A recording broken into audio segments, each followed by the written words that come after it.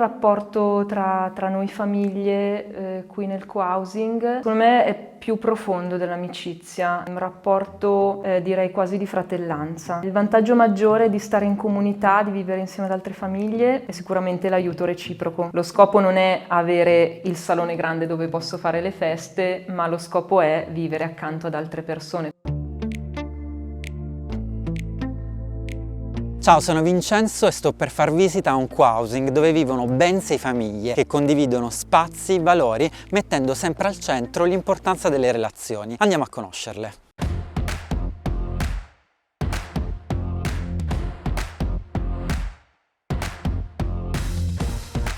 Ciao, Ciao. piacere Chiara. Piacere, Ciao, piacere. benvenuti. Mi chiamo Chiara, vivo con la mia famiglia all'interno di un co-housing. Co-housing sono persone che decidono di vivere insieme condividendo spazi e servizi. Co-housing si compone di 6 piani, la metà, quindi 3 piani, sono spazi comuni. Un interrato che a volte utilizziamo, per cui tiriamo fuori le macchine, diventa un grande spazio gigante dove i bambini possono pattinare. La mia famiglia è composta da 6 persone, siamo io, mio marito e 4 figli. Nel co-housing 1 e 7 siamo 6 famiglie, abbiamo costruito 7 appartamenti, abbiamo voluto fare un appartamento in più per accogliere persone in difficoltà. Infatti il monolocale è attivo, è occupato, c'è un ragazzo del Ghana che noi stiamo accompagnando verso l'autonomia. Io ho una storia un po' particolare perché i miei genitori hanno sempre vissuto in comunità di famiglie, quindi io sono cresciuta in un ambiente di questo tipo e dopo che mi sono sposata e sono andata a vivere in un appartamento diciamo classico, ho sempre sentito la mancanza di questo tipo di ambiente, questo tipo di relazione, quindi per me è sempre stato un desiderio fortissimo. Mi fai fare un po' un tour del Sì, co-housing? certo. Allora, qui abbiamo il salone polivalente, una sala che utilizziamo noi, ma anche con l'idea di aprirla al territorio. Qui a fianco abbiamo anche un patio. Il vantaggio maggiore di stare in comunità, di vivere insieme ad altre famiglie, rispondo per noi, diciamo in assoluto, è sicuramente l'aiuto reciproco. Senza l'appoggio di tutte le famiglie intorno sarebbe stato 10 volte più complicato. Svantaggi: c'è un livello ulteriore di impegno che si somma ai livelli di impegno classici che sono il lavoro, i figli e altre cose. Abbiamo scelto questa cosa consapevolmente. Il rapporto tra noi famiglie qui nel co-housing, secondo me è più profondo dell'amicizia, un rapporto direi quasi di fratellanza. Il fratello è quella persona che tu non ti scegli, ma comunque gli vuoi bene, comunque lo sostieni, comunque ci sei. E quando io parlo di spazi comuni si crea molta confusione e le persone pensano che viviamo tutti insieme. Nel momento in cui spiego che ognuno ha il suo appartamento, ognuno ovviamente ha la sua vita familiare e questa rimane una cosa sovrana, allora lì c'è un passaggio in cui viene fuori anche tutta la bellezza e la potenzialità dello stare insieme. C'è un po' di confusione, ecco, forse c'è un pensiero alle comuni degli anni 60.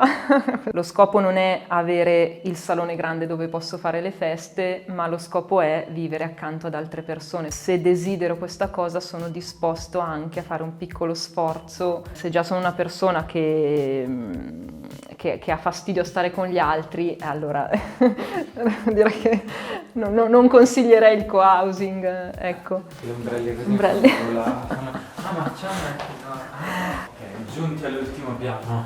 Sì, qui abbiamo uno spazio di coworking. Chi lavora da casa può venire a lavorare, diciamo, in tranquillità, senza appunto avere lo spazio personale in casa, ma che diventa anche quindi occasione di incontrare qualcuno. Vedo anche degli astucci, quindi Sì, immagino. i bambini vengono qui anche a fare i compiti.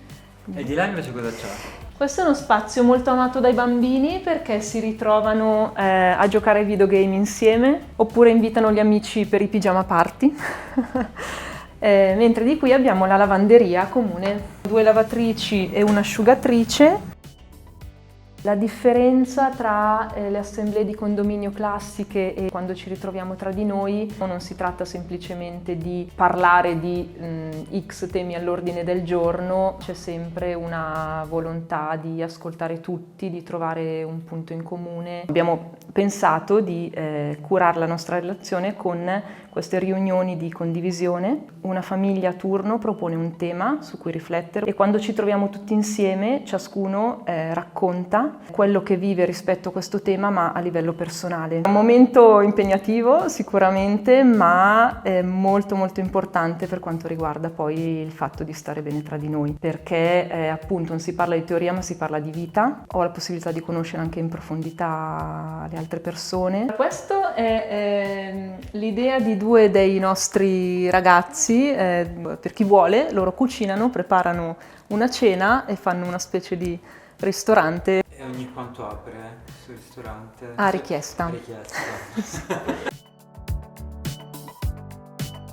Ciao! Ciao! Piacere Vincenzo. Luca. L'idea originale ci è venuta nel 2008. Avendo visto realtà di comunità dove molto spinte, dove magari si mettevano anche insieme i soldi, cose un po' particolari, l'idea di condividere, di vivere insieme, di fare qualcosa che potesse anche generare valore, lì ho detto cavolo, dai, mi piacerebbe. All'inizio eravamo in 4, poi la voce si è sparsa, noi abbiamo 4 figlie, 4 bambine, da 1,5 a 10 anni, e anche la gestione logistica quotidiana con scuole diverse, sport diversi, il fatto di avere una vicinanza che ti supporta sicuramente ci si aiutano a fare i compiti, di fatto quando siamo arrivati noi non li vedevamo più, siamo anche un po' preoccupati, ho detto cavolo va bene tutto, però non riusciamo neanche a stare in casa con i nostri bambini perché loro appena possono escono, si trovano con gli altri. Effettivamente sai, anche adulti diversi che hanno sensibilità diverse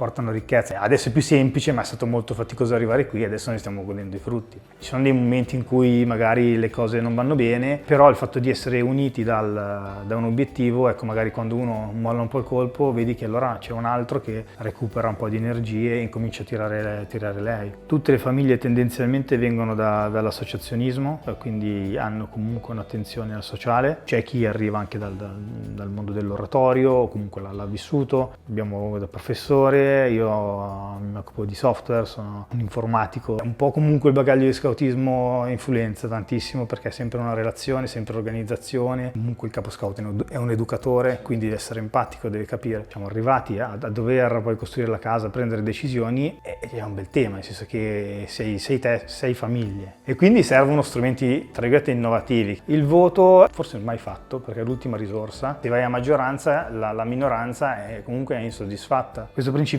è potenzialmente devastante nelle relazioni. Noi preferiamo tendenzialmente invece lavorare più sul consenso, creare, discutere in modo tale da riuscire a trovare un equilibrio tra tutti. È più difficile, è più lungo, però alla fine non c'è nessuno che può dire non ero d'accordo.